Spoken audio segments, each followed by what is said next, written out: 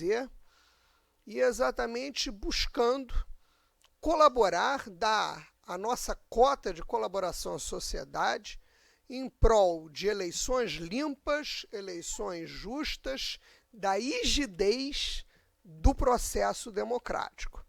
Então, quando o nosso estimado presidente teve a ideia, né, de criar este observatório, foi exatamente para dar a colaboração da advocacia do Estado do Rio de Janeiro para essa missão de tão alta envergadura em prol da concretização democrática e da manutenção do Estado democrático de direito.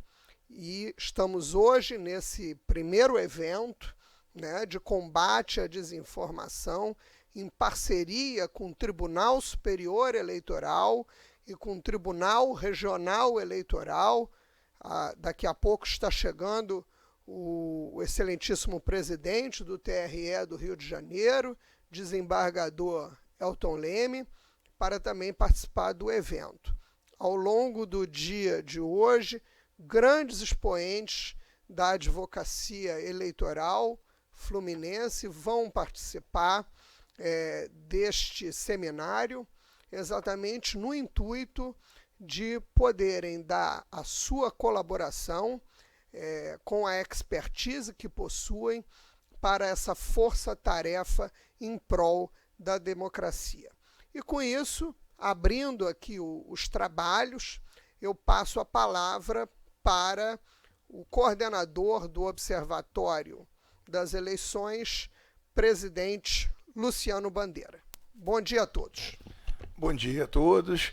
Eu quero cumprimentar a mesa, Vânia Ieta, nossa coordenadora do Observatório de Verdade, que é quem teve a ideia disso, congregou vários advogados que atuam na área eleitoral, na questão também da tecnologia, das redes sociais, da LGPD e na questão da desinformação. Quero cumprimentar o Sidney Sanches, presidente do Instituto dos Advogados Brasileiros, e quero cumprimentar a advogada, ex-desembargadora do Tribunal Regional Eleitoral do Rio de Janeiro, Cristiane Frota, que vai mediar essa primeira mesa aqui, e eu tenho certeza que ao longo do dia nós teremos debates importantes e vamos conseguir dar uma contribuição inicial para esse processo eleitoral, reafirmando sempre a posição da Ordem dos Advogados. A Ordem dos Advogados, ela confia na justiça eleitoral, ela confia nas urnas eletrônicas, ela confia na lisura do processo eleitoral e vai defender esse método de apuração, a democracia brasileira, como posição fundamental do Estado Democrático de Direito. Então, dito isso, eu tenho certeza que quem nos acompanha pelo modelo híbrido, quem está presente aqui, e convocar a todos, porque durante o dia a gente vai ter temas relevantíssimos que serão debatidos aqui por expoentes do direito eleitoral, da atuação nessa área do direito. Então, parabenizando a Vânia por mais essa realização, eu tenho certeza que esse observatório vai ser um instrumento muito relevante, importante da sociedade civil para fortalecer a democracia brasileira. E então eu aproveito e já passo a palavra ao presidente do Instituto dos Advogados Brasileiros, nosso Sidney Sanches. Bom dia a todos e todas. Saudar nosso batonier, Luciano Bandeira, e parabéns pela iniciativa na criação do observatório, nesse momento tão importante da história brasileira. Saudar a presidente da Comissão de Direito Constitucional, minha querida amiga, enfim, de vida, Vânia Ieta. Saudar a ex-desembargadora do TRE, a doutora Cristiane Frota, enfim, que será a nossa palestrante principal do dia de hoje. Saudar o Frederico Alvim, enfim, que está conosco virtualmente, é servidor do TSE, enfim, coordenador do Núcleo de Combate à Desinformação Virtual. Frederico, obrigado. Acho muito importante, né, ter a presença do Tribunal Superior Eleitoral nesse momento tão simbólico. A iniciativa desse evento de hoje, do seminário de hoje, enfim, onde nós iremos discutir um tema tão relevante para as democracias do mundo. Enfim, quando a gente fala hoje em desinformação, enfim, é um problema que está contaminado em todos os processos eleitorais no mundo inteiro. Nossas experiências recentes em vários lugares aí, enfim, em várias situações diferentes, envolvendo a forma como as sociedades vêm se estruturando, enfim, especialmente em razão, né, do nível de abrangência das redes sociais nas nossas vidas, e com o crescimento desses grandes conglomerados, o afetamento nas estruturas sociais tem sido sentido em todos os lugares. O fato é que, enfim, temos exemplos muito concretos, enfim, no nosso passado recente com relação à influência, o prejuízo conferido pela desinformação, pelas fake news, enfim, pelas notícias falsas, enfim, por tudo aquilo que circula e é apropriado, né, por muitos como verdade. Enfim, temos exemplos concretos do que se passou desde o Brexit, Estados Unidos, El Salvador, enfim, exemplos na América Latina, e a própria nossa eleição de 2018, enfim, foi impactada enormemente pela desinformação. Então é um tema muito importante e ainda muito carente de solução efetiva. Essa semana tivemos a oportunidade de estar, o Instituto dos Advogados Brasileiros fez uma visita formal, enfim, institucional, ao presidente, terminando seu mandato, o ministro Edson Fachin, ao Tribunal Superior Eleitoral, onde lá tivemos a oportunidade de ouvir do próprio presidente as dificuldades que serão enfrentadas ainda com relação à desinformação. Ou seja, existe os convênios firmados, eles não esgotam o problema da circulação da desinformação, os convênios firmados com as grandes plataformas, cada uma com as suas características, enfim, algumas com mais facilidade de fiscalização, como as plataformas de conteúdo audiovisual, como o YouTube, por exemplo, e as plataformas de distribuição de informação de mensagens, plataformas de troca de mensagens com características próprias e um pouco mais de dificuldade. O Frederico certamente vai falar muito melhor, muito mais apropriadamente sobre esse tema. Mas o fato é que é um problema que preocupa enormemente. O Instituto celebrou, por conta de intermediação feita pela doutora Vânia, que eu já publicamente agradeço, enfim, por ter feito a interlocução junto ao tribunal para que o Instituto pudesse firmar convênios que envolvem efetivamente a fiscalização no âmbito da circulação da desinformação e outros protocolos firmados. Enfim, estará aí acompanhando o desdobramento do processo eleitoral. É fato, enfim, inequívoco, enfim, que todas as instituições com tradição fincada na defesa do Estado Democrático de Direito estarão acompanhando firmemente todo o processo e reafirmando a validade e a rigidez do sistema eleitoral brasileiro. Como disse o presidente Luciano Bandeira, enfim, a ordem, da mesma forma que o Instituto, enfim, confia nas urnas eletrônicas, confia no sistema eleitoral brasileiro e tem confiança na força da democracia brasileira, ainda que jovem, enfim, mas não iremos abrir mão e nem iremos transigir com as conquistas democráticas ocorridas nesses últimos 30 anos. E essa eleição é muito simbólica nesse sentido.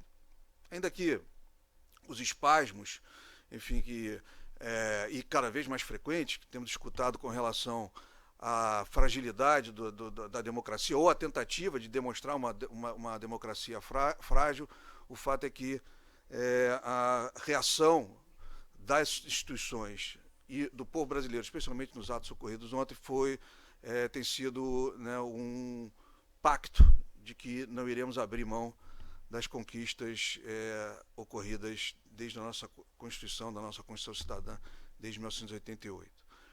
Nós teríamos tido uma oportunidade, aí talvez o Frederico possa falar um pouco melhor, enfim,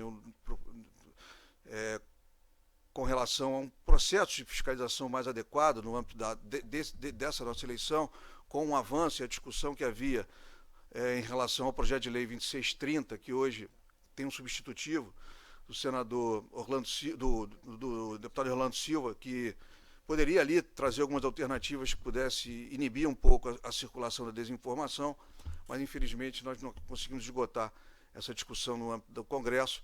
Isso vai ficar Será que fica para a próxima eleição, Vânia? Enfim, esse projeto, né? Enfim, ninguém quer, né? Enfim, lógico que os temas são muito abrangentes, muito caros, não é fácil. Enfim, o limite da circulação da informação com o limite das questões envolvendo a liberdade de expressão são sempre muito sensíveis, mas acho que tenho certeza que nós vamos avançar e teremos uma fiscalização efetiva. Segundo o presidente do TSE, ministro Edson Fachin, serão as eleições mais auditadas da história do Brasil, justamente para demonstrar, né, a solidez, né, do processo eleitoral. Então, tenho certeza de que iremos passar por esse momento, que no final vai ser entendido como uma grande celebração, né, do Estado Democrático de Direito, do sistema eleitoral brasileiro, da confiabilidade das nossas urnas e de nossa democracia, reafirmando todos os pilares constitucionais até hoje assegurados, especialmente, né, pelos nossos tribunais superiores. Eu falo aí do Supremo Tribunal Federal e do Tribunal Superior Eleitoral.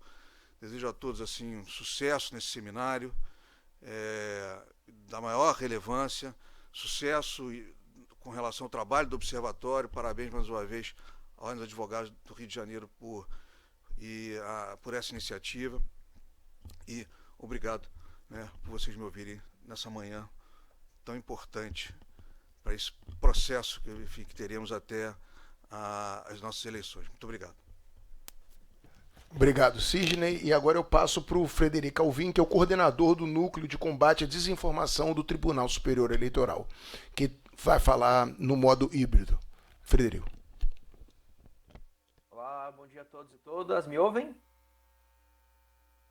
Perfeito. Sim, ouvimos bem. Obrigado. Obrigado pelo convite, agradeço à professora Vânia, querida e admirada por todos nós, pela oportunidade de trazer aqui algumas reflexões a respeito do papel da justiça eleitoral no enfrentamento à desinformação. Eu quero, na minha exposição, abordar as possibilidades de enfrentamento à desinformação da nossa parte, não só pela perspectiva administrativa, no âmbito do nosso programa permanente, mas também sobre a perspectiva jurisdicional, né, na eventualidade de provocações judiciais a respeito, notadamente, do artigo 9º-A da Resolução de Propaganda. Mas antes, eu gostaria de dar um contexto para que a gente compreenda, nós, como representantes da sociedade, compreendamos as complexidades do momento e onde é que esses programas se inserem. Eu começo, então, dizendo que a gente está enfrentando a desinformação, né, num momento muito particular da história humana, que é a era da desinformação, a era da pós-verdade, perdão. Quando a gente fala de pós-verdade, a gente está falando de um estado de distorção deliberada da realidade, que é marcado, em primeiro lugar, pela manipulação das nossas crenças, dos nossos preconceitos, e, em segundo lugar, pela manipulação das nossas próprias emoções, com o fim de influenciar as nossas atitudes sociais. A gente vive um momento histórico em que os fatos parecem não ter importância, em que o valor da verdade terminou relativizado, um momento em que as pessoas simplesmente escolhem aquilo em que elas querem acreditar. No momento da chamada crise epistêmica, nessa era das narrativas, as pessoas resolvem ignorar os fatos e simplesmente acreditar que a Terra é plana, acreditar que as vacinas têm efeitos nocivos, acreditar que as urnas eletrônicas são passíveis de fraude e assim por diante. Temos, portanto, alguns desafios muito relevantes. O primeiro deles tem a ver com o excesso de credulidade, né, com a crise dos meios de comunicação, com a crise das instâncias científicas e das próprias instâncias representativas, né, surgem novas fontes, surgem fontes alternativas de informação, e com isso as pessoas tendem a acreditar, né, naquilo que casa com os seus sentimentos, naquilo que coaduna com as suas preferências e que não necessariamente tem conexão com a realidade. Vemos também um momento de baixa racionalidade, né, a chamada ditadura das emoções, um momento em que o debate ponderado, em que o debate reflexivo e racional fica num segundo plano. A segunda característica desse momento que a gente vive tem a ver com a hostilidade do mercado de informação, com o crescimento de fontes de opiniões, de fontes de ideias, de fontes de afirmações. A gente vive hoje um momento em que as informações se sucedem em torrentes intermináveis, e com alta velocidade, né? Então a gente abre todos os dias os nossos aparelhos celulares, o nosso computador, e tem acesso a um dilúvio de dados, né, que não tem um crescimento qualitativo compatível com essa expansão quantitativa, né? Lixo informacional. Temos muita informação, mas comparativamente pouca informação de qualidade. E, por fim, algo que é essencial, né, para a emergência dessas crises democráticas, que tem colocado ao redor do mundo, né, os estados constitucionais em risco, tem a ver com a primazia do pendor acusatório, né, nas chamadas operações psicológicas, que a desinformação é utilizada como um mecanismo para gerar sentimentos negativos, porque hoje, no mercado da comunicação política, o ódio, a intolerância, né, o rancor se tornaram ativos estratégicos capazes de mobilizar bases, de agitar a militância e, consequentemente, isso tudo tem sido convertido em capital eleitoral, né? Surge aí também um outro desafio que tem a ver com o estado geral de desconhecimento das pessoas a respeito de certas complexidades do mecanismo eleitoral, em especial aquelas camadas de segurança tecnológica das urnas eletrônicas. É difícil dialogar com as pessoas nesse sentido, porque muitas pessoas não têm tempo, a maioria de nós não tem tempo, né, para dedicar a melhor compreensão das 30 camadas de segurança da urna eletrônica, das dezenas de oportunidades de auditabilidade e fiscalização asseguradas, né, pelo ordenamento eletivo.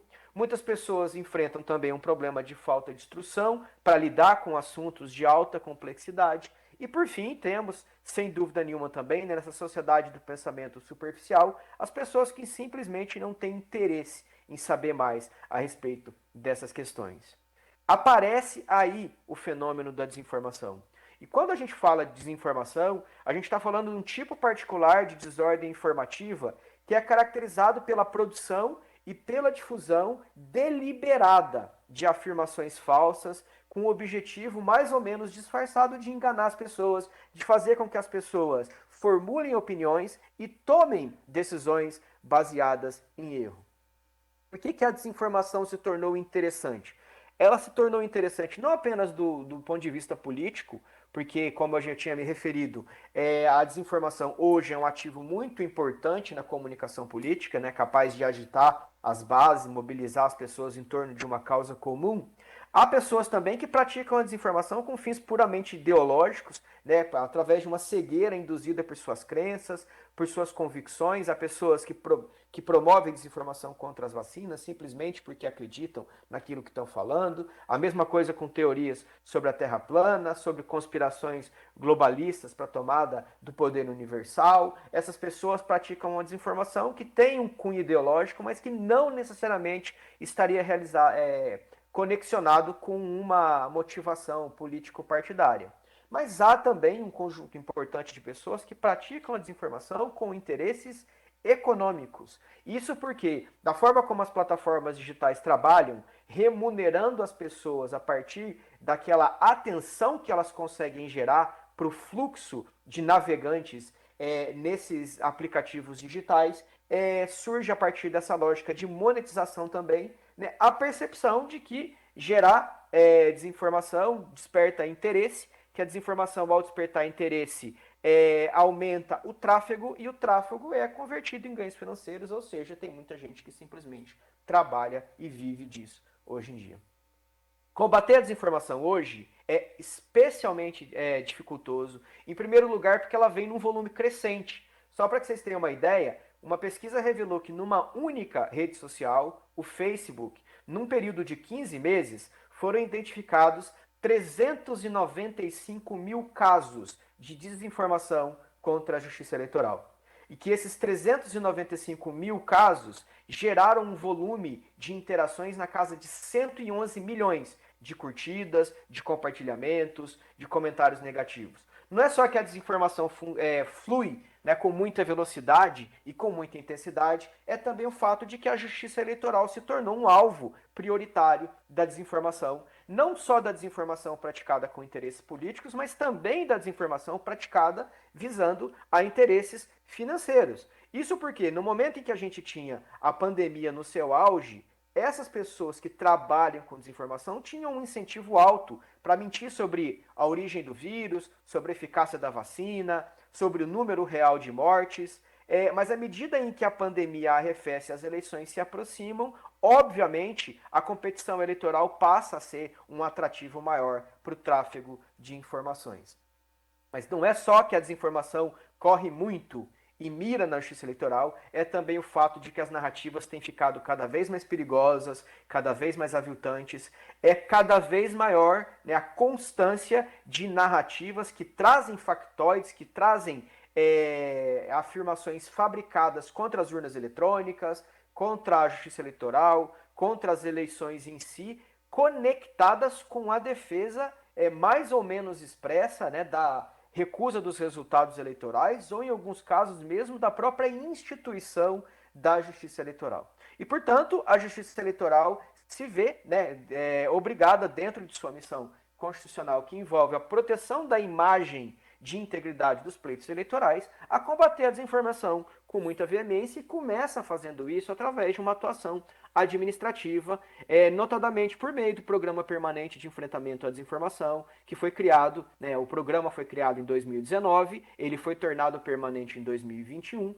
e vem aí com algumas soluções para tentar mitigar os efeitos da desinformação. Vou falar brevemente disso daqui a pouco. Eu queria só alertar a todas e todos para o fato de que, infelizmente, a justiça eleitoral não tem condições e nunca terá condições de enfrentar a desinformação com paridade de armas. Isso porque, em primeiro lugar, as pessoas que praticam a desinformação atuam na ilegalidade, essas pessoas usam contas falsas, elas usam contas duplicadas, elas usam contas anônimas para praticar crimes contra a honra das autoridades eleitorais, para praticar crimes contra o Estado Democrático de Direito. Elas usam de financiamento clandestino para granjas de trolls, para granjas de conteúdo, usam disparos em massas, robôs, ciborgues e assim por diante. Enquanto isso, a Justiça Eleitoral respeita absolutamente a legalidade na sua forma de comunicar. A gente só se comunica, né, respeitando bonitinho o artigo 37 da Constituição Federal, com um caráter informativo, com um caráter de esclarecimento. E, em segundo lugar, a Justiça Eleitoral respeita a institucionalidade, não ataca nenhuma outra instituição, ainda que venha sendo atacada praticamente o tempo inteiro. De outro lado, as pessoas que praticam desinformação têm a irresponsabilidade como método, tem como matéria-prima o terreno fértil da imaginação e, portanto, tem carta branca, liberdade absoluta para mentir, para usar de ironia, para usar de sarcasmo, para semear dúvidas e para explorar o aparato sensitivo, notadamente tentando gerar contra as instituições democráticas aqueles sentimentos negativos de revolta que eu também já tinha aludido. E do lado de cá, a gente pratica uma comunicação marcada pelo que tem a responsabilidade ética como norte imperativo. A gente tem amarras institucionais e é fiel a essas amarras institucionais. A gente pratica uma comunicação ética, uma comunicação não violenta, baseada única e exclusivamente na verdade burocrática, sabendo que a verdade burocrática não desperta muito interesse e, portanto, tem baixo potencial para viralização.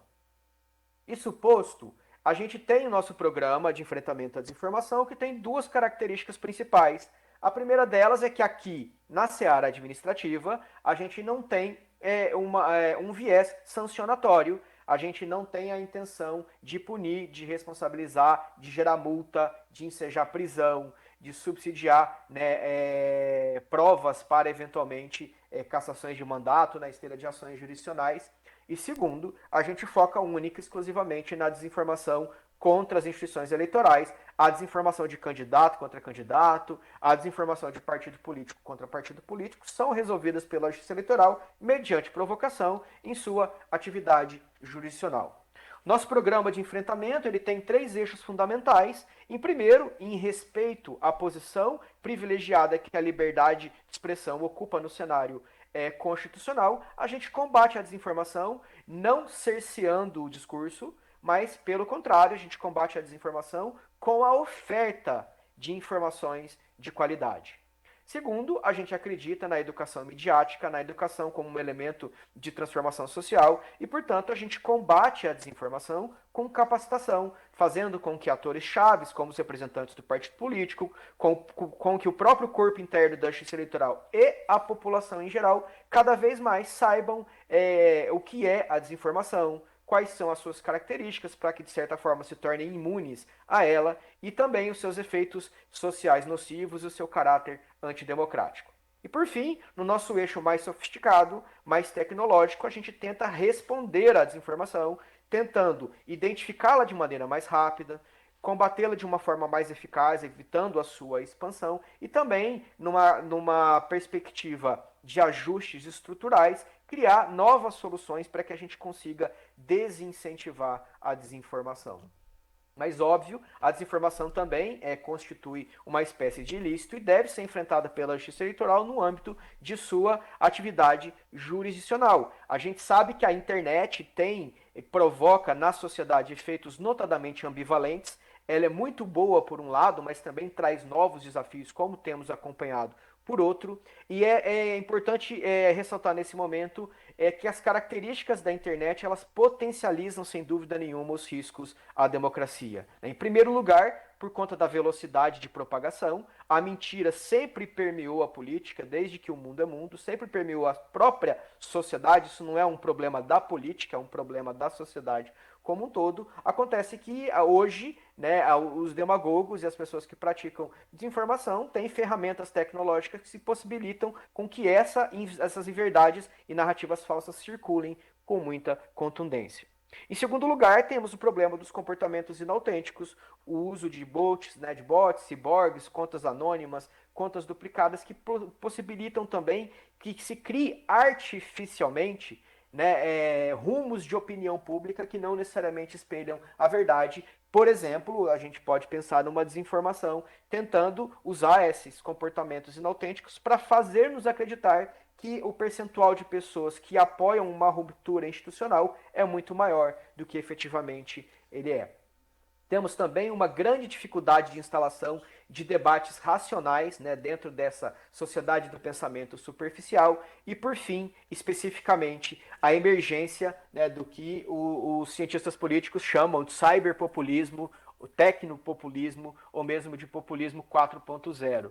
Quando a gente fala de cyberpopulismo, a gente está falando da união, daquela velha forma de populismo com essas tecnologias modernas da comunicação, dentro de um movimento político que, sem dúvida nenhuma, é um movimento global. Quando a gente fala de populismo, especificamente, a gente está falando de um tipo, não de uma ideologia, mas de um tipo específico de relato, que une, em primeiro lugar, a figura de um líder salvador, em segundo lugar, de um povo, entre aspas, que deve ser salvo, geralmente identificado como cidadãos de bem. O povo, dentro do populismo, é sempre redigido entre aspas, porque uma figura populista tende a considerar como povo apenas e tão somente aqueles segmentos apoiadores, as pessoas, os opositores, as pessoas que não se alinham são automaticamente referidas como inimigos, como traidores da nação, mas especificamente alinha-se dentro do populismo o líder salvador,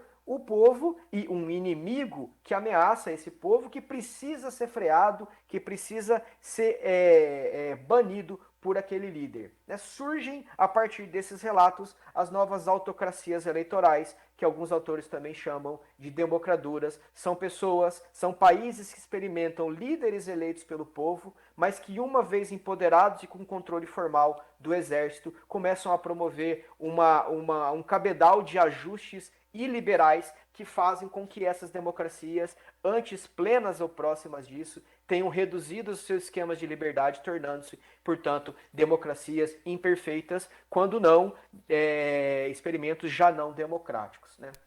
É claro que essa retórica ofende com muita contundência os valores protegidos pelo direito eleitoral. Primeiro porque o direito eleitoral, na medida em que ele assenta os pilares do regime democrático, ele pressupõe, entre outras coisas, o respeito às instituições, o acatamento dos canais jurídicos e das regras do jogo, a exclusão da violência, porque o jogo eleitoral é necessariamente um jogo não conflituoso, que pressupõe a exclusão da força em detrimento da força das ideias, o respeito ao pluralismo, porque a gente só pode ter eleições democráticas num contexto em que se legitima o pensamento divergente, e por fim o próprio respeito à soberania popular, porque não se cogita de eleições democráticas num contexto em que se coloca em risco a própria aceitação dos resultados das urnas.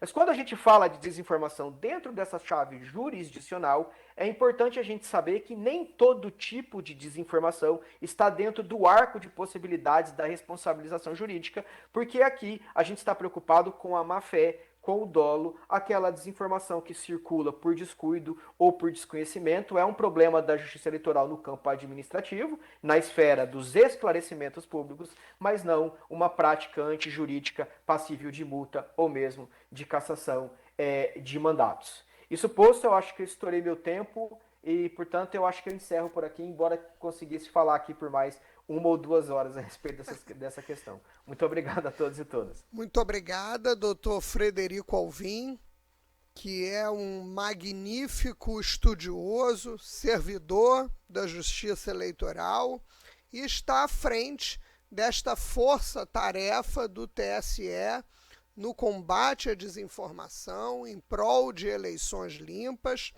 E eu queria manifestar publicamente a nossa gratidão, elogiar o doutor Frederico por todo o esforço, né, que ele tem desenvolvido por todo o país, junto aos regionais da Justiça Eleitoral, como também com as mais diferentes entidades, universidades, institutos de estudos, institutos de pesquisa, com a advocacia de todo o Brasil, Ministério Público, né?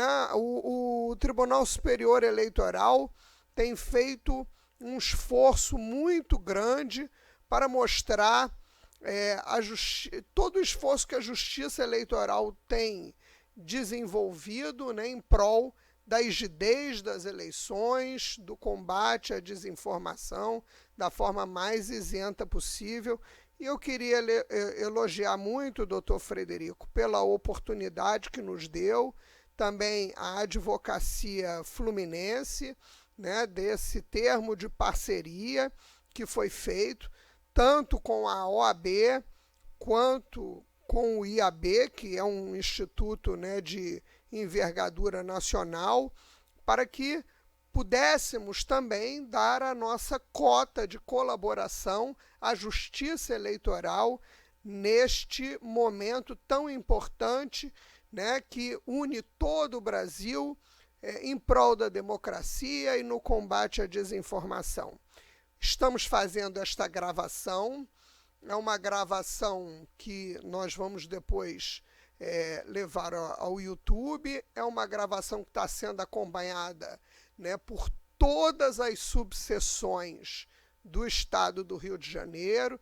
Nós estamos também com alguns presidentes de comissão, quero destacar também o presidente da Comissão de Direito Eleitoral, doutor Márcio Vieira, temos presidentes de comissão do interior do Estado, doutor José Paz veio de Campos dos Goytacazes acompanhar a gravação deste momento. Então, doutor Frederico, estamos fazendo aqui o dever de casa em colaboração ao senhor, à Justiça Eleitoral, fazendo tudo que é da nossa possibilidade para dar a nossa cota de contribuição aqui pelo Estado do Rio de Janeiro. E estamos aqui ao lado da maior presença ilustre nossa, né, que é o presidente da Justiça Eleitoral do nosso Estado, uma pessoa muito querida por todos nós, o desembargador Elton Leme, nosso presidente, que aceitou muito gentilmente, mesmo nesse período tão assoberbado de tempo, fazer esta gravação também para a advocacia, para a Ordem dos Advogados, falando da importância das eleições limpas, falando da rigidez das eleições e do quanto nós também, na advocacia, podemos colaborar com esse esforço nacional da Justiça Eleitoral. E com isso, eu passo a palavra para o nosso excelentíssimo presidente, desembargador Elton, para poder falar aqui na gravação. Muito obrigado, doutora Vânia. Quero cumprimentar a todos, dar um bom dia. Me cumprimento a todos através da nossa presidente, como já disse, doutora Vânia, advogada militante, professora emérita, e que tem colaborado muito em inúmeros projetos com a Justiça Eleitoral do Estado do Rio de Janeiro. Enfim, é uma grande honra estar aqui na Ordem dos Advogados do Brasil. Cumprimento também a doutora Cristiane Frota, que foi desembargadora eleitoral na classe jurista por 2 mandatos consecutivos aqui no TRE, doutor Márcio Vieira, que preside a Comissão Eleitoral da OAB. Na sua pessoa, cumprimento todos os demais advogados aqui presentes. Enfim, eu fiquei encantado aqui com a exposição do doutor Frederico Alvim, porque, na verdade, a Justiça Eleitoral conta hoje com o que há de melhor em termos de conhecedores de tudo que diga respeito à Justiça Eleitoral.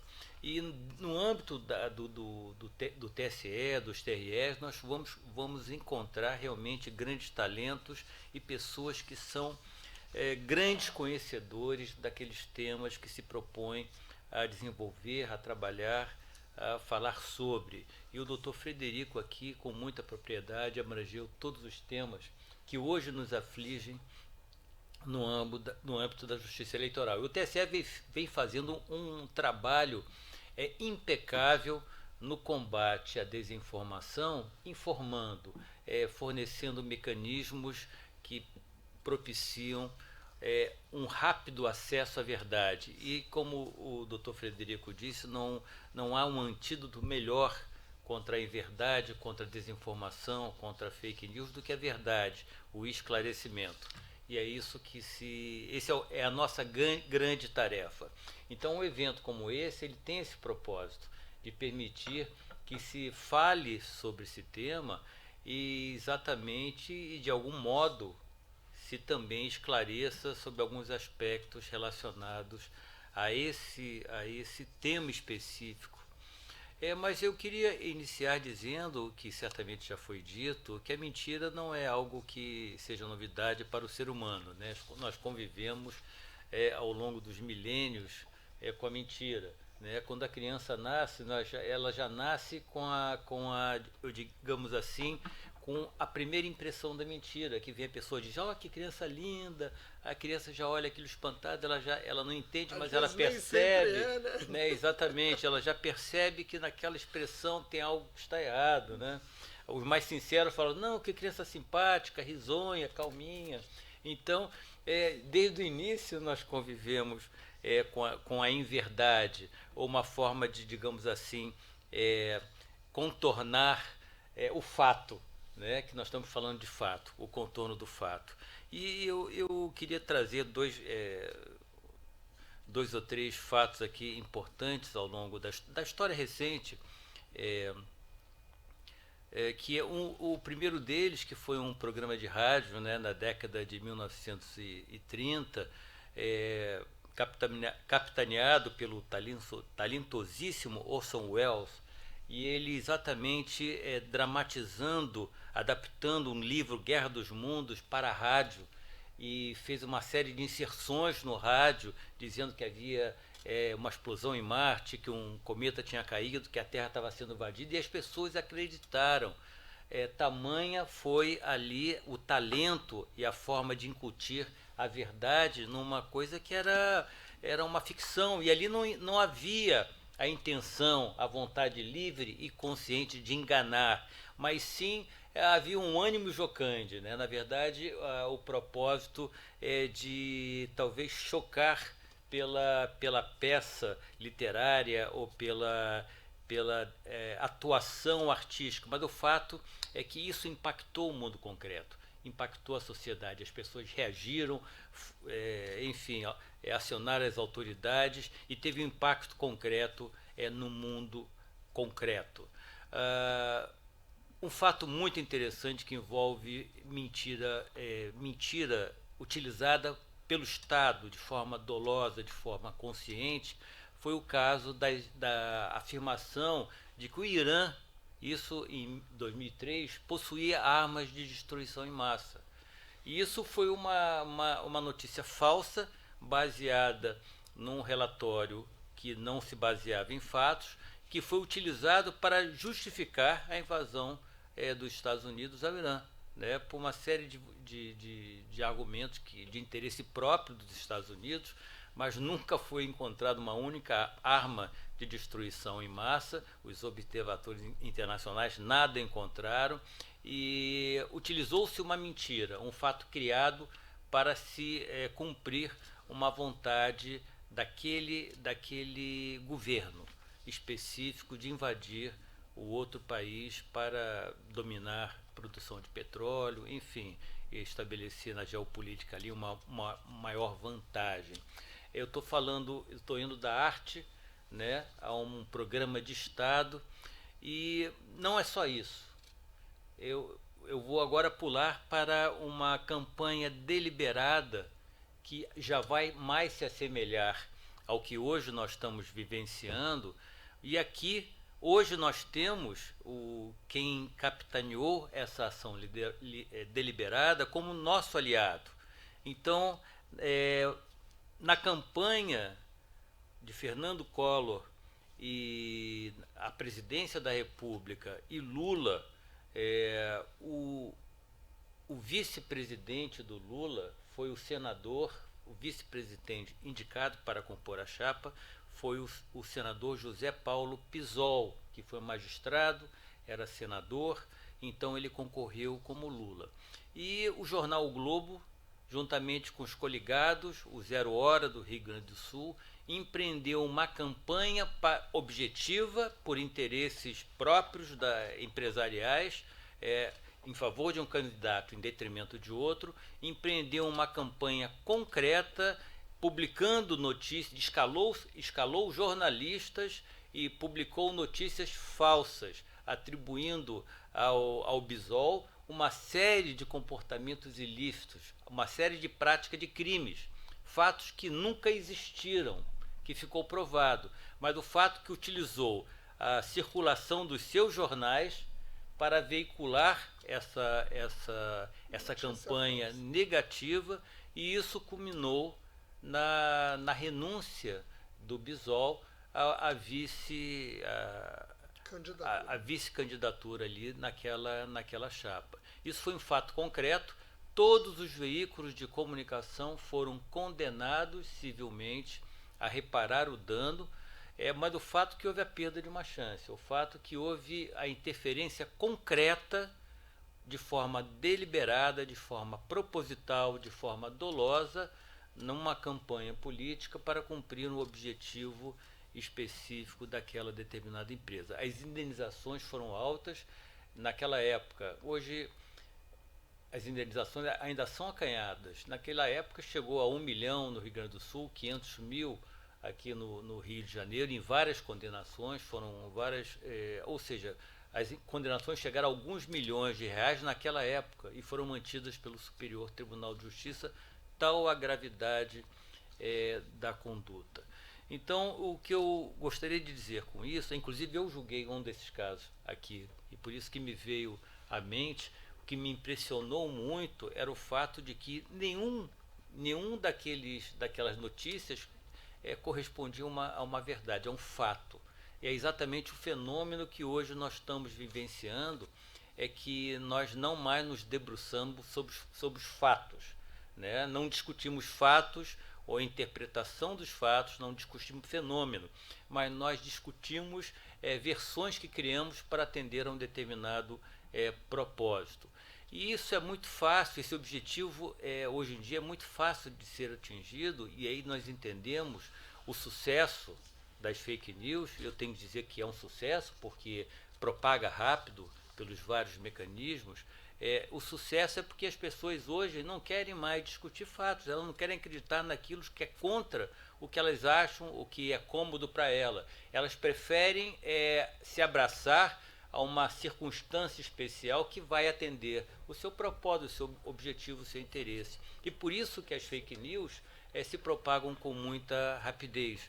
com muita facilidade. Eu vejo em determinados grupos de WhatsApp pessoas de alto gabarito que têm uma formação intelectual privilegiada, e mesmo assim elas propagam fake news. Elas se apegam a determinadas propagandas que chegam a ser ridículas, de tão falsas, de tão evidente, né? É gritante, mas aquilo atende aquele propósito, aquele pensamento, aquela razão de ser. Isso está arraigado em todos os segmentos, essa forma de comportamento está arraigada em todas as formas, em todos os segmentos da sociedade.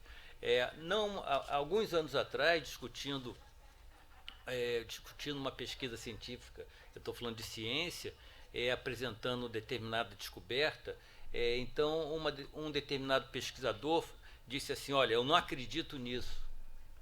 Aí os demais pesquisadores, olha, como assim não acredita? Não estamos falando de crença, não estamos falando de religião, nós estamos falando de fato. Você pode dizer que esse fato tem uma interpretação diversa da que está sendo dada, ou que aquilo ali, na verdade, não é aquilo que está sendo dito, pode ser outra coisa, aquilo pode ter outra explicação, mas acreditar ou não acreditar não está em jogo quando falamos de ciência, né? Então, o ser humano tem essa tendência, o que explica o sucesso da propagação da fake news.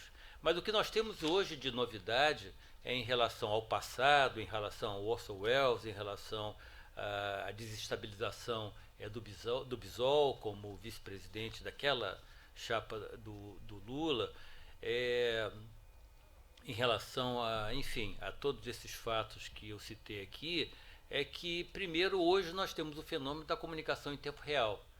Ali nós tínhamos já a comunicação já bem avançada pelos canais que conhecemos, televisão, rádio, enfim. Mas hoje a comunicação ela se faz por tempo real, né? O que eu estou falando aqui está sendo visto agora, nesse exato momento, em vários locais. Isso é algo que permite que as pessoas participem ativamente de tudo que está acontecendo e podemos até dizer que estamos próximos de uma democracia direta, onde a manifestação da opinião, da vontade, da expressão pode se fazer também em tempo real, a participação, participamos das reuniões, você está no chat ali já dizendo, olha, não é isso. Então, o reflexo é imediato, sem contar que os mecanismos de multiplicação dessas notícias, dessas informações, desses debates, também se faz de forma com uma magnitude impressionante, o que faz com que simplesmente o que acontece aqui vai ser nesse exato momento, não no mesmo horário do dia, mas guardado o fuso horário, vai ser visto na Austrália em tempo real. Isso é um fenômeno importante. E o que nós temos associado a isso, que é exatamente uma combinação explosiva, que é a perda da vergonha de falar mentira. As pessoas perderam a vergonha. Então nós temos um instrumento extremamente poderoso, tecnológico, que constitui o elemento da quarta revolução industrial, que é a comunicação em tempo real, associado à perda da vergonha de falar mentira, falar o que não corresponde à verdade, de inventar fatos, inventar situações, inventar, coisas que não correspondem a fatos. E é exatamente que nós estamos vendo hoje nesse processo eleitoral, que é exatamente aquilo que nós estamos tratando. Então, hoje fake news está associada a uma grande cara de pau, né, de um lado, a perda de qualquer pudor, a pessoa não fica encabulada, não fica nem mais rubra ao falar uma mentira, de um lado, e do outro o propósito livre e consciente, como o doutor Frederico falou, a conduta dolosa de utilizar a inverdade para atingir um objetivo concreto, seja para uma propaganda, seja para desestabilizar um candidato, seja para propagar algo que, enfim, é favorável a uma determinada situação, desmerecer um programa, enfim, desmerecer uma instituição. E isso atinge em cheio as instituições à medida que, pela mentira, se tenta desacreditar essas instituições e os seus agentes. Isso é muito grave quando nós vamos perceber que, de fato, uma parcela significativa da população passa a se comportar de acordo com esse tipo de propaganda mentirosa. Se nós analisarmos um passado muito próximo da Operação Lava Jato, e ali a questão é muito interessante, até do ponto jurídico. Os senhores advogados viveram isso, especialmente os criminalistas, viveram isso na prática, em que os excessos acusatórios caminharam de mãos dadas com a imprensa precisava, aquilo ali era bom para ganhar dinheiro, era bom para propagar aquela ideia, e houve ali uma simbiose espúria entre um segmento que descurou da sua atividade institucional, esqueceu que era juiz, esqueceu que era promotor de justiça e passou a cumprir um objetivo transbordando os limites da lei, com atuação concreta e efetiva da imprensa que era utilizada para esquentar a atuação, ou seja, não existia o fato, jogava para a imprensa criava, entre aspas, o fato e devolvia para legitimar a atuação e fomentar ali o apoio popular. As pessoas passavam a acreditar. A escandalização daquelas várias situações geraram um círculo altamente viciado. Eu, pelo menos, percebi desde o início, desde o Marco Zero. Nós discutíamos isso, né? E eu era, digamos assim, muito repreendido. Não, você está errado, não é? O negócio não é assim. Falei, mas eu estou vendo, olha o que está acontecendo. Vocês não estão... Pois é, vocês não estão percebendo. Vocês não estão percebendo. Se está praticando crime aqui, essa conduta não é própria de magistrado, não é própria de promotor. Não se pode atuar assim. E eu tive que escrever sobre isso, publiquei em Portugal exatamente uma análise desse fenômeno, né, que eu via dos excessos, os efeitos colaterais do combate à corrupção, que a minha conclusão ali era óbvia.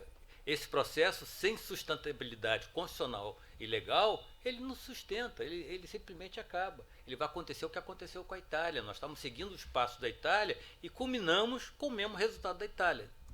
Resultado fracassado. É exatamente isso. Por falta de cuidado, por falta de obediência à liturgia da Constituição, da lei. Mas eu estou falando isso aqui porque somente para dizer que a imprensa, a divulgação do fato, utilizou, digamos assim, as pessoas de boa fé, né, que acreditam naquilo que está sendo dito. E esse é o efeito mais danoso, mais devastador da fake news, da mentira. Ela atinge a camada da população mais sensível, mais vulnerável do ponto de vista de acesso à informação.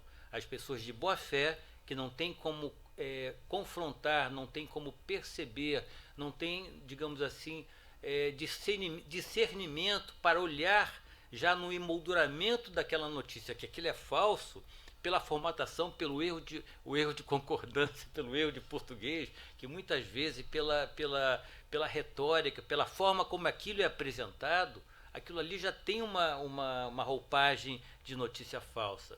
Então, eu diria que no Brasil nós vamos contar com um grande contingente da população que se enquadra nessa categoria de vulnerável do ponto de vista da informação, e esse contingente é o que é mais atingido por essa informação. Ele não tem como se proteger, e isso é muito ruim, por mais que façamos, no âmbito da justiça eleitoral, todos os mecanismos para desfazer e esclarecer. Essas pessoas não têm acesso à informação, elas não vão acessar um sistema, não vão estar na página, não vão fazer um download de nenhum programa para saber se é fato ou boato, se é fake ou se não é fake. Então, essas pessoas vão passar a se comportar de acordo com essa ideia falsa da realidade. Isso é muito ruim, isso é muito nefasto.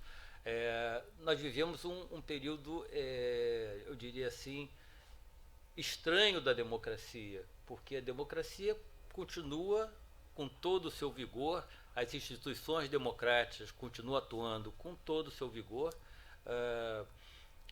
atuando realmente de forma regular e, no entanto, não é possível para essas instituições, para o processo democrático, desmontar a tempo todo esse sistema que vulnera a parte mais vulnerável da população, que atinge a parte mais vulnerável da população, a tempo dessa parcela da população realmente começar a se comportar de acordo com a realidade dos fatos, de acordo com os fatos. Né? Como é que ela vai saber o que é fato exatamente? Né? Qual a notícia que chega lá no Amapá, do meio do Amazonas, enfim, que a pessoa está acreditando naquilo que está chegando a ela. Né? Ela não tem como saber se aquilo é ou não é. E isso é muito grave. Essa é a realidade que estamos hoje vivenciando.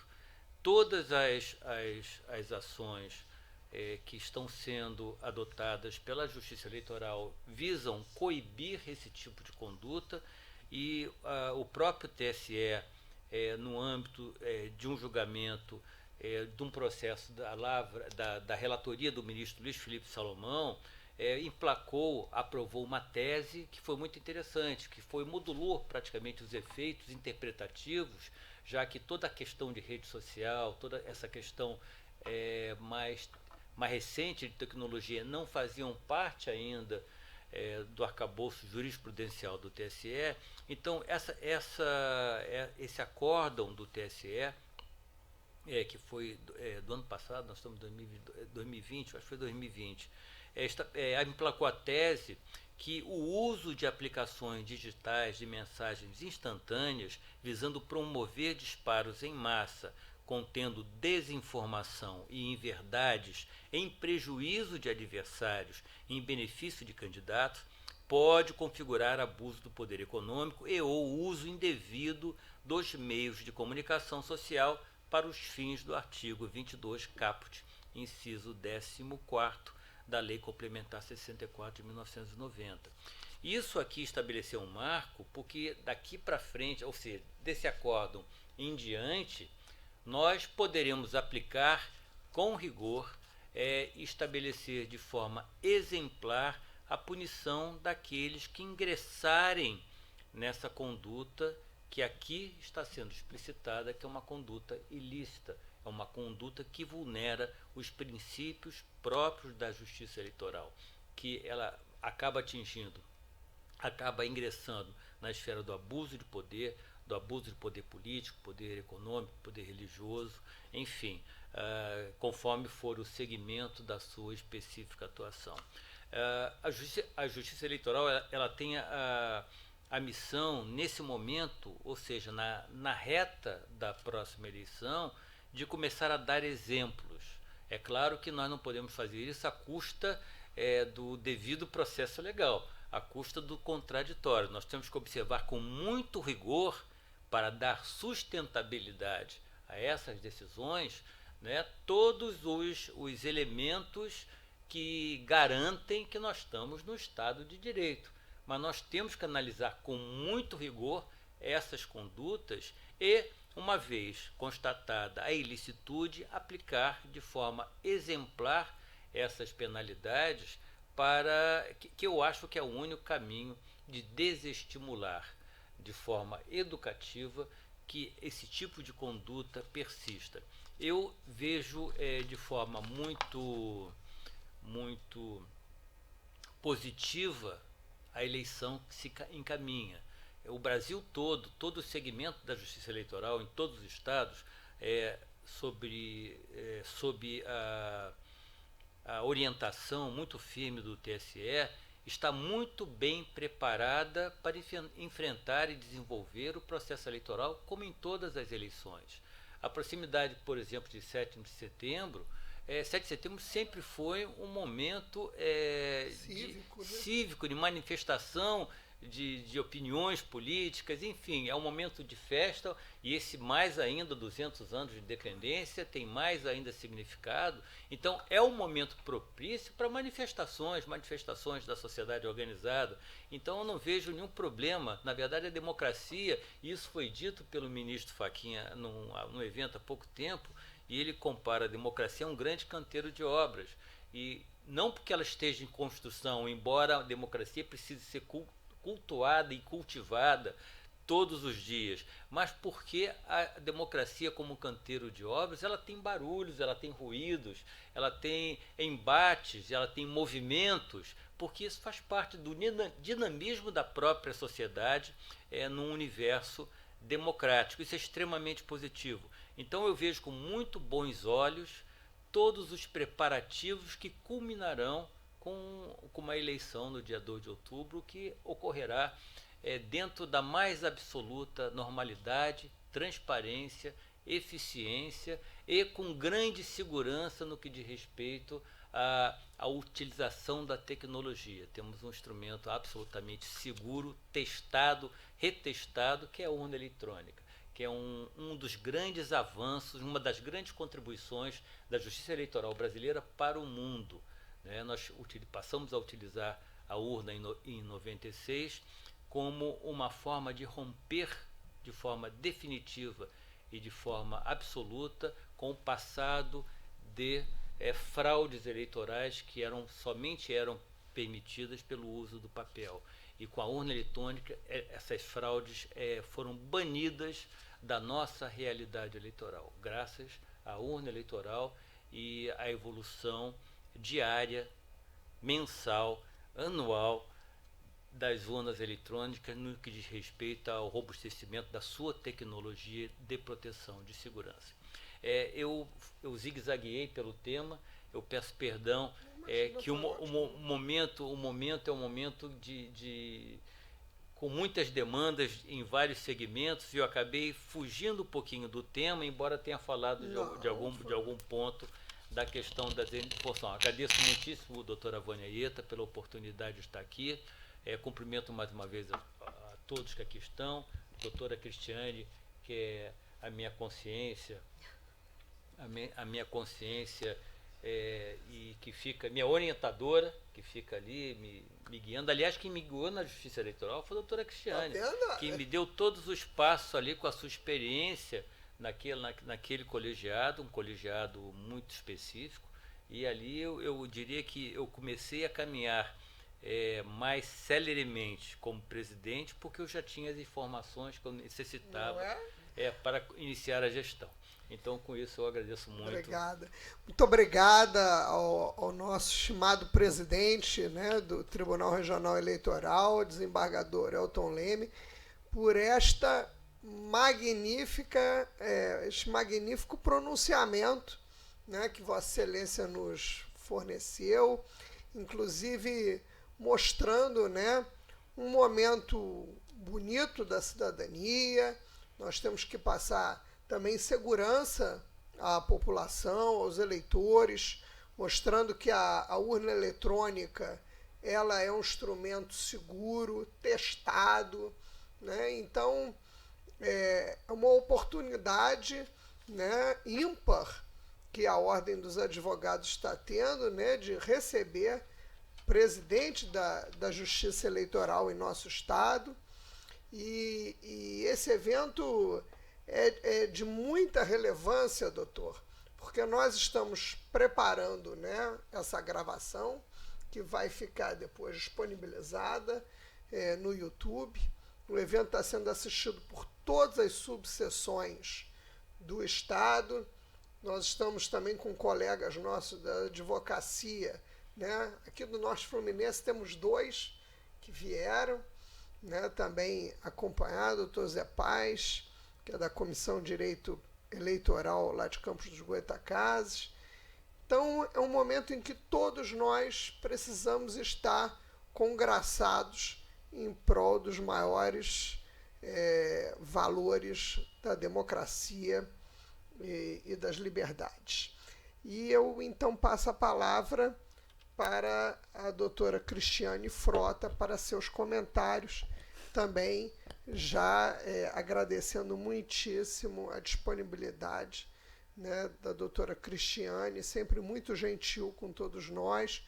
Doutora Cristiane, ela é membro da Comissão de Direito Eleitoral aqui da Casa, ela é membro da Comissão de Direito Constitucional aqui da Casa, né, como publicista que é.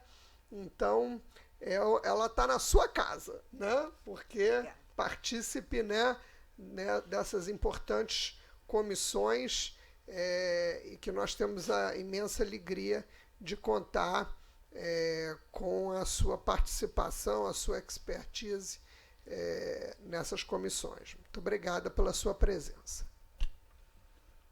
Obrigada, bom dia a todos e a todas, uma grande alegria. Eu inicio cumprimentando e agradecendo o convite da minha queridíssima amiga, doutora Vânia Aieta, presidente da Comissão de Direito Constitucional da OAB, Rio de Janeiro, nossa casa.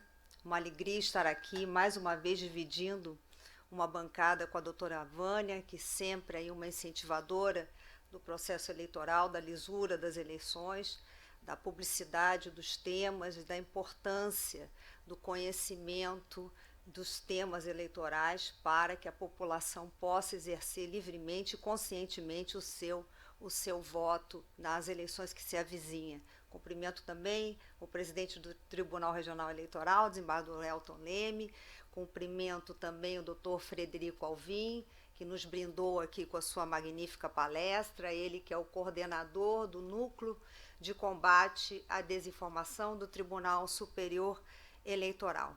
Cumprimento também o doutor Márcio Vieira, que é o presidente da minha Comissão de Direito Eleitoral aqui da OAB, e cumprimento a todos os advogados aqui presentes, na pessoa da minha queridíssima amiga também, advogada, e também conselheira aqui da Ordem dos Advogados do Rio de Janeiro, a doutora Tatiana Binato. E é uma alegria muito grande estar aqui nesse tema tão importante, falar sobre desinformação, o combate à desinformação nesse momento tão próximo à eleição e num momento tão complicado, onde as fake news tomam espaço, ganham espaço, com um certo descontrole e que preocupa e que traz uma preocupação muito grande a todos os operadores do direito eleitoral. E ouvi aqui atentamente a palestra, eu aqui como mediadora, comentarista das palestras que me antecederam, eu ouvi atentamente, né, a preocupação, né, como disse o doutor Frederico, é um momento peculiar que estamos vivendo, né, dessa disseminação dessas informações falsas, dessas mentiras, dessas notícias que não são verdadeiras, e aí sempre numa tentativa de manipulação da livre vontade do eleitor, que é hoje o que mais se teme, né? Se busca sempre a lisura e a manifestação da livre e consciente vontade do eleitor. E ouvindo, então, atentamente, o que eu poderia dizer é que as fake news, elas ganharam muita força a partir das eleições de 2016 nos Estados Unidos, onde o ex-presidente Trump, né, então os apoiadores do então ex-presidente Trump começaram, né, a plantar informações falsas da candidata, então Hillary Clinton, que ela então estava disparando nas pesquisas e nesse momento, numa situação em desespero, os apoiadores então criaram essas notícias falsas e a partir daí isso seguiu de exemplo para todo o mundo e essas fake news então acabaram se perpetuando, então daí a denominação dessas fake news. E é interessante que a partir daí, uma pesquisa recente, até de 2020, no Canadá, de um centro muito conceituado, o Centro de Inovação de Governança Internacional, ela utilizando de pessoas em 25 países, ela demonstrou que 86% das pessoas entrevistadas afirmaram que já, de alguma maneira, acreditaram em alguma fake news, ou seja, 86% de pessoas acreditaram em alguma fake news que receberam. E é exatamente isso, né? Por que algumas pessoas nunca acreditaram nas fake news, nas desinformações recebidas, e outras pessoas acreditam piamente naquilo que recebem? Eu acho que isso está muito também caracterizado com a predestinação da pessoa, a crença pré-existente da pessoa, que bem disse o desembargador Elton Leme. Eu acho, ele falando, né, que às vezes pessoas que nós nem imaginaríamos, nós acabamos recebendo daquela pessoa, uma pessoa instruída, uma notícia que quando você olha, você verifica, nossa, mas isso aqui, como é que pode? Isso aqui é óbvio que isso é falso, mas aquela pessoa transmite essa notícia. É porque, de fato, a impressão que temos é que aquela pessoa que transmitiu a notícia, ela quer que aquilo seja verdade. Então, ela já tem uma crença, né, destinada a acreditar. Então, quando ela recebe, ela, tá vendo? Então, aquilo que eu sempre pensei, eu estou certa. E por que as pessoas não acreditam e olham, não, isso aqui não está certo, que tem algum discernimento para entender que, de fato, os fatos demonstram que aquilo ali existe uma impossibilidade de ser verdadeira. E para legitimar essas fake news, e aí falando não das pessoas que recebem e as pessoas que disseminam as notícias falsas, mas aí falando das pessoas que as produzem, né? Essas notícias falsas, elas são elaboradas com critérios rigorosos, que são tecnicamente comprovados, que vão atingir o seu objetivo, onde as notícias falsas elas se mesclam a notícias verdadeiras, a fontes confiáveis, e então dessa maneira acabam trazendo uma credibilidade naquela notícia falsa, e que realmente muitas vezes até nós, quando recebemos, ficamos na dúvida. Óbvio que não vamos espalhar uma notícia que existe uma dúvida antes de checar a fonte confiável. Mas até eu recebi notícias falsas que em um certo momento eu falei, não, preciso averiguar, porque, né, tem uma fonte, tem alguma coisa aqui de verdade nessa notícia, exatamente porque elas são muito bem elaboradas, então acabam, de alguma certa maneira, elas acabam trazendo uma dúvida, né? E para as pessoas, então, que já têm essa predestinação a acreditar, essa notícia se torna muito interessante, como bem disse o doutor Frederico. A notícia é interessante, né, porque eu já quero acreditar naquilo ali, então eu acabo disseminando. E essas notícias falsas, elas, como bem disse o desembargador Elton Leme, elas não existem a partir das eleições de 2016 nos Estados Unidos, que foi um momento em que elas se engrandeceram e tomaram uma repercussão mundial muito grande, inclusive na mídia, alertando para o problema em todas as democracias mundiais. Mas elas já existem há muito tempo, né? Talvez com uma outra nomenclatura, um outro meio utilizado, não teríamos as redes sociais, e também um poder menor de persuasão, que hoje, com as redes sociais, o poder de persuasão e a criatividade é muito maior. Mas também falando um pouco na questão histórica, eu acho que a notícia falsa, né, essa disseminação de fake news que mais atingiu o Brasil, que foi mais prejudicial e que trouxe um dano muito grande, foi exatamente o nosso golpe de Estado de 1937, né? Que foi arquitetado por Getúlio Vargas, que nada mais foi do que uma desinformação e uma fake news, que no momento em que Getúlio Vargas tinha eleições presidenciais marcadas para 1938, e que ele não estaria mais no poder, que não havia a menor possibilidade de se manter no poder, que estava acabando o seu mandato, Getúlio, então, consegue arquitetar junto aos seus apoiadores um plano, né? Exatamente, quer dizer, um plano que dizia, né, que exatamente mostrava que havia um plano dos comunistas, chamado um plano Cohen, e esse plano, então, estava sendo arquitetado pelos comunistas para derrubar Getúlio, derrubar o governo, derrubar o presidente do Supremo Tribunal Federal e o Congresso, que eles chamaram de Força Vermelha, e essa Força Vermelha tomaria o país, e Getúlio conseguiu colocar isso, então, na Hora do Brasil, que era exatamente o programa de rádio mais assistido.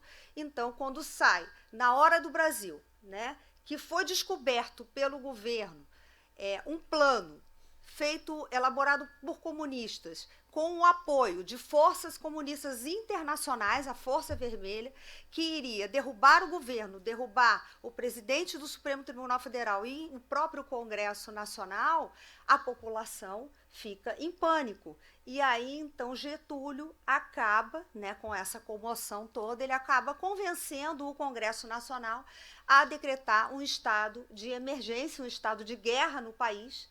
E, mediante, então, o estado de emergência e o estado de guerra, como seus poderes aumentam e muito, ele acaba outorgando a Constituição de 1937, que, em muito, aumenta os seus poderes, acaba com os partidos políticos, né? Acaba com a justiça eleitoral, e, a partir daí, ele se perpetua, então, no poder até 1945, quando, então, é descoberta essa grande farsa de que nunca houve esse plano desses comunistas, nunca houve o plano Cohen, como foi chamado, e que, de fato, isso foi só um golpe e uma tentativa de Getúlio se manter no poder. Então, eu acho que essa desinformação que foi feita pela própria Hora do Brasil em cadeia nacional foi, assim, na história do Brasil, foi a que mais prejudicou, foi a mais dolosa e prejudicial em termos de ataque à democracia,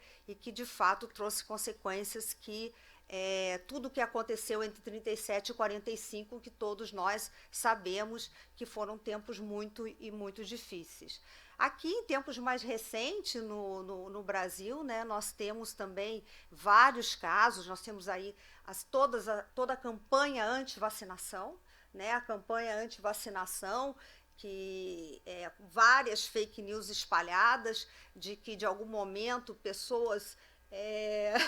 até jacaré, né? Até jacaré viravam, mas pessoas que morriam porque tomou uma vacina ou outra, reações, enfim. Exatamente. Então, assim, isso foi não foi assim, muitas fake news. Eu diria que todos as pessoas que não acreditavam na vacina e que também não acreditavam no potencial lesivo da Covid, de alguma maneira tentavam desacreditar a vacinação, o que acontece até hoje, infelizmente, apesar de tudo que já foi tudo que já foi comprovado, né, os benefícios da vacina. Até hoje nós temos as pessoas que ainda acreditam que, de certa forma, as vacinas não são eficazes e que as vacinas não trazem não trazem os benefícios e que os malefícios seriam muito maiores. Também um caso bastante interessante e bem recente é o projeto desenvolvido pelo governo federal em 2004, que é o projeto da Escola Sem Homofobia. Então, esse projeto Escola Sem Homofobia, de 2004, é um projeto que é extremamente importante, porque é justamente para combater a homofobia, é um projeto que é inclusivo, ou seja, que as crianças precisam conviver com todas as formas de diferenças, as pessoas, não pode existir qualquer tipo de preconceito, bullying, então as crianças precisam ser preparadas para lidar com as diferenças, e isso foi usado recentemente, né, quando foi retomado exatamente esse projeto Escola Sem Homofobia, ele foi usado como se, de alguma maneira, o governo, as pessoas que fizeram esse projeto quisessem, de alguma maneira, incutir na cabeça das crianças que o bonito era ser gay, que todo mundo tinha que ser gay, e que era isso, que era uma tentativa. E aí até teve a história do kit gay, né? Que era o kit gay, que agora... Isso, que as crianças receberiam em todas as escolas um kit gay, então que os pais e as mães precisavam ficarem muito alertas, porque as crianças receberiam, a partir de agora, todas as crianças das escolas públicas receberiam um kit gay. E isso nunca aconteceu. Isso, assim, é uma mentira deslavada, porque nunca o governo federal e o Ministério da Educação, ao resgatar esse projeto, teve essa intenção de circular kits gays, mas era exatamente cartilhas pela igualdade, que demonstravam que havia uma necessidade de inclusão nas escolas. E já finalizando, também aí falando sobre as notícias falsas e as desinformações, uma outra coisa também que é bastante preocupante, que não chega a ser uma fake news, não chega a ser uma notícia falsa, mas que é bastante preocupante, são as notícias sensacionalistas. E o que são as notícias sensacionalistas? São notícias que não são propriamente falsas, que não são propriamente criadas, mas são tiradas do contexto em que foram colocadas.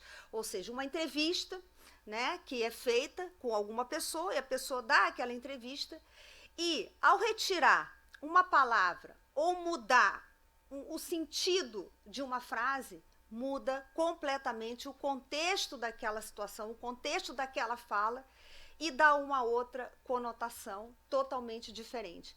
E isso é muito grave, porque se utilizam, né, de uma entrevista, de um pronunciamento de uma pessoa que quer exatamente passar uma mensagem ao seu público, e quer passar uma mensagem de uma forma, e a mensagem acaba sendo desvirtuada e passada de uma forma completamente diferente. Exatamente é o que nós chamamos das notícias sensacionalistas, e que essas notícias sensacionalistas, esses jornalistas que fazem, de alguma forma, esse tipo de trabalho, que eu acredito que seja intencionalmente, obviamente, e nós temos aí uma imprensa maravilhosa, mas em todo o segmento nós temos algumas pessoas contaminadas, não é, Vânia? E também, infelizmente, nós temos aí uma parte muito pequena, graças a Deus, da imprensa que tende também a usar desse sensacionalismo. Então era isso que eu queria dizer, essa minha contribuição. Eu agradeço imensamente a oportunidade de estar aqui e desejo a todos aí um excelente evento que se estenderá aí na parte da tarde com palestrantes maravilhosos. Muito obrigada pelo convite, doutora Vânia. Muito obrigada. Muito obrigada, doutora Cristiane. Esse é um evento realmente muito caro, muito importante para nós, cujo primeiro painel aqui da abertura, né, está chegando ao fim. Eu queria dizer apenas, né, para fazer o fechamento desse painel, que a Justiça Eleitoral tem trabalhado diuturnamente no combate à desinformação. Têm sido realizadas inúmeras audiências públicas, reuniões com as plataformas, reuniões com experts, com representantes das mais variadas entidades eleitorais. Essa reunião de hoje, esse seminário, né, organizado aqui pela OAB, né, é uma contribuição, né, ao programa permanente de enfrentamento à desinformação no âmbito da Justiça Eleitoral, né, que tem à frente o doutor Frederico Alvim, que nos deu a honra de participar hoje aqui conosco, né? Só para informação dos nossos ouvintes, das pessoas que estão nos assistindo, foi instituído pela portaria do TSE 510, ainda em agosto de 2021, e também o programa de fortalecimento institucional a partir da gestão de imagem da Justiça eleitoral de março desse ano.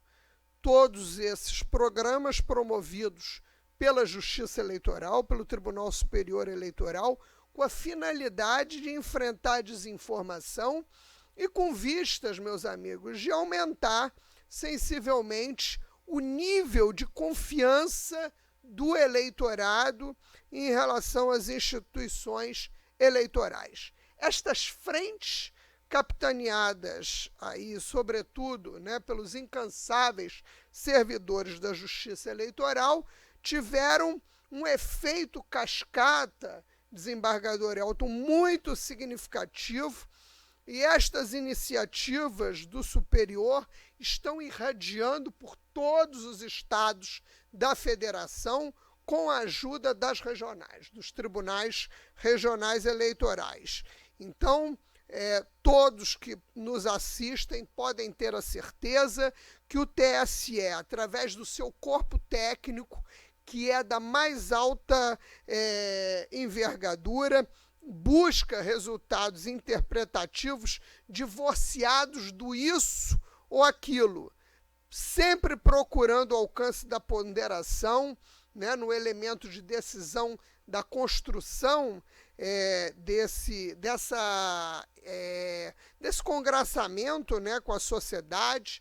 São muitas as reuniões, a Justiça Eleitoral tem procurado reuniões com os novos aplicativos, inclusive, porque hoje não são só aqueles mais conhecidos assim da gente, tem muitas plataformas novas, muitos aplicativos diferentes, e todos esses estão sendo trazidos, não é, doutor Frederico, para a força-tarefa do TSE no combate à desinformação, né? Então, eu penso, né, que essa problemática das fake news, que tem preocupado tanto os eleitores que irão votar agora nas eleições de 2022, nós vamos ter instrumentos, né, de combate, doutor Márcio Vieira, muito fortes, muito seguros, e é com muita informação, e com esses instrumentos de fomento, né, do que nós podemos chamar de democracia educada, eu adoro esse termo, a democracia educada, né, onde respeitando, né, a liberdade de expressão, mas também mostrando a todos que a liberdade de expressão não pode ser salvaguarda para o cometimento de crimes, para o desrespeito a direitos constitucionais das minorias, nós possamos levar essa eleição com segurança e tranquilidade. A justiça eleitoral e o voto eletrônico sempre foram, como dizia em seu pronunciamento nosso desembargador presidente, muito respeitados pela sociedade brasileira. O atual modelo da urna eletrônica enterrou mazelas antigas sofridas pelo processo eleitoral e estabeleceu o rule of the game. Eu sou uma advogada antiga, já vi muita coisa, me lembro, né, de tudo que foi enfrentado ainda no período da Proconsult, embora, né, tenha sido há muitos anos atrás, acompanhava de perto, até porque muitos envolvidos no combate àquilo eram pessoas muito próximas a mim. Naquela oportunidade, o doutor Siqueira Castro era o procurador regional eleitoral aqui, com assento, né, no TRE do Rio de Janeiro, e depois, já como advogada, enfrentei a fraude da eleição de 1994, que não foi brincadeira, né? Nós tínhamos aqui um escritório, né, na Avenida Rio Branco, né, doutor Guaraci, com a chamada grega, vendia votos, né? Tinha balcão de votos, bolsa de valor de voto, as coisas mais inacreditáveis aconteceram na eleição de 94. E o ministro Fux, na época juiz, carregou todos os alunos da UERJ, na época meu irmão era do centro acadêmico, levou todo mundo ali para Jacarepaguá, na 13ª, botou os alunos todos na contabilização e ninguém entrava e ninguém saía. Eu me lembro que numa oportunidade ali, eu fui dar um recado para meu irmão que estava... E aí disseram, não, nem vocês podem se comunicar. Você, advogado, ele está aqui contando voto. Porque a coisa foi muito séria. E foi na eleição de 1994, com toda aquela fraude que foi desvendada, que depois, em 1996, a primeira eleição com a urna eletrônica, né? Então, nós só podemos vencer, né, os problemas que todo processo eleitoral, né, traz, com muito esclarecimento, com muita transparência, com informação acessível, com diálogo, né, com a sociedade, para que estas intranquilidades e estas apreensões fomentadas muitas vezes por nichos interessados na desestabilização do processo eleitoral sejam sanadas, sejam superadas de forma serena pela força da democracia interativa, dialógica, participativa e deliberativa.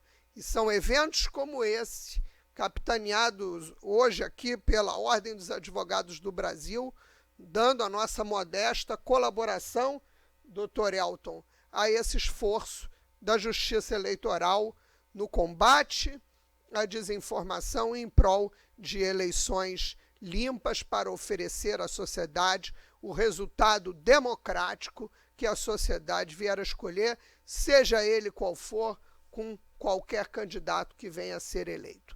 Então, muito obrigado a todos, né, pela oportunidade aqui de estarmos todos juntos nesse mesmo propósito, e voltaremos com o nosso seminário às 14 horas.